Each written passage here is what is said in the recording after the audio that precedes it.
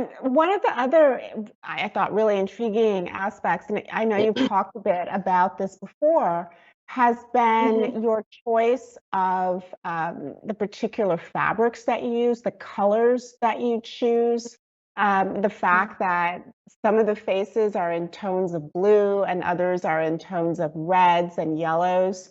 Can you talk a little bit about the way that you choose the colors and what you hope they evoke?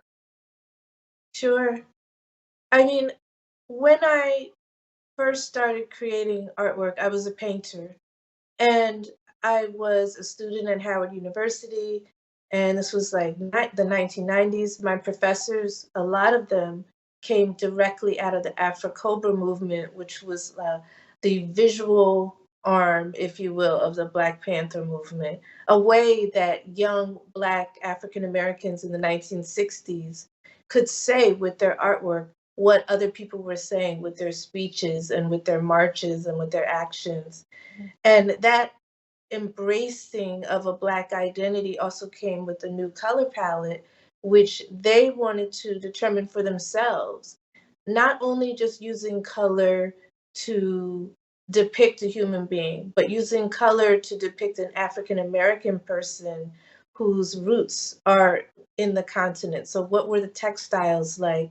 What are the bright yellows and the bright oranges and the reds and the indigos? Like, what are the colors that you would see if you traveled to Africa in the 1960s, or if you walked in any urban city in the 60s? What were those colors that the young, hip people were wearing? And they called those the Kool-Aid colors. So cool as in cool, like actually hip, cool, with it, young people, what were they wearing? And it's interesting that they were translating those colors into paint. And now I'm sort of translating them back into textiles because they were being influenced by those fashions. And they also talk to us about using color to express emotion. I mean, you hear that a lot in our language.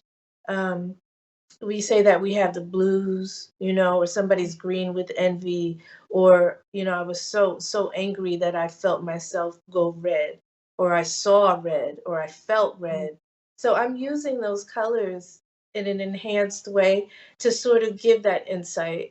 One young man, one of the hellfighters, he looks kind of calm.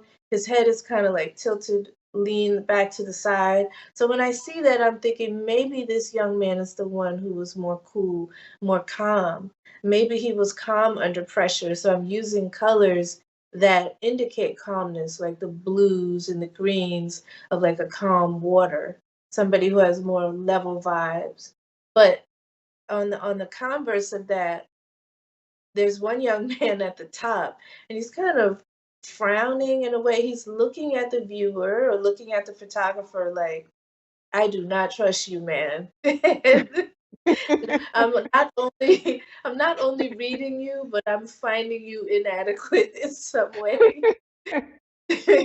So I used a lot of reds and oranges with him because I thought like that personality seemed very kind of forceful. And red is that passionate color. It can be anger, it can be passion, it can be power. And so I'm using the color to not only reflect like my upbringing at Howard University and my philosophy as far as having an African American color palette, but I'm also using color to express who I think these men are on the inside.